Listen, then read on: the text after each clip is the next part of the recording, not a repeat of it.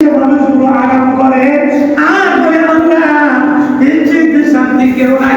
তোমার বাবা মা কামাই কিছু করতে না পারলো মনে করবা তোমার মা বাবা তোমার জন্য একটা বট বৃক্ষ, তোমার জন্য একটা ছায়া, এই ছায়াটা তোমার বড় প্রয়োজন।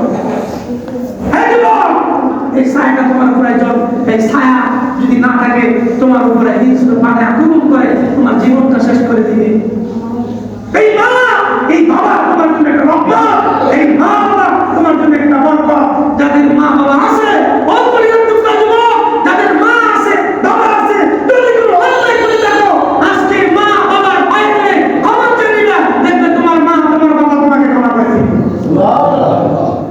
একজন মা বাবার চেয়ে আপন কেউ নাই এই দুনিয়ার জন্য। যদি আপন ব্যক্তি থাকে, আপন কোন মানুষ থাকে, তাহলে সেটা হলো মা এবং বাবা। মা বাবার পায়ে ক্ষমা চেয়ে নিবা। আরে ভাই, মা বাবার পায়ে ক্ষমা চাইলে মা দেখবেন আয়সা দিব। আর আপনি দেখবেন আমার মনে আছে আমি যখন নেশকাটা বুঝতে বলি মা সদানের করে তুই আমার কাছে খাও আর কোথাও যাস না কি মা, যতবার আপনি সারা দেখি ততবার সব হয়, যতবার আপনি সালামি তাকায় ততবার সব হয়। এই জন্য আল্লাহ নবীর হাদিস পালন করি। মা যখন একটা দাবা দিব তখন এগুলো বলে আয়সা, তখন কাউলা হয়ে গেছে মা আয়সা দিছে, মা আয়সা দিছে। মা চাপল দুনিয়ার জমিনে কেউ নাই। মা তোমার যদি মারতে যায় তুমি যদি কাউলা ভিড়টা খাইতে যাও দেখবা মা মা আয়সা দিব যে আমার পাগলরা আমার ভিড়টা খাইতে দিছে মা লেগা আমি কি করবো না করে একটা সুমা দেয়। মা সুমা দিয়ে তোর জন্য দোয়া করে দিব, বলো সুবহানাল্লাহ।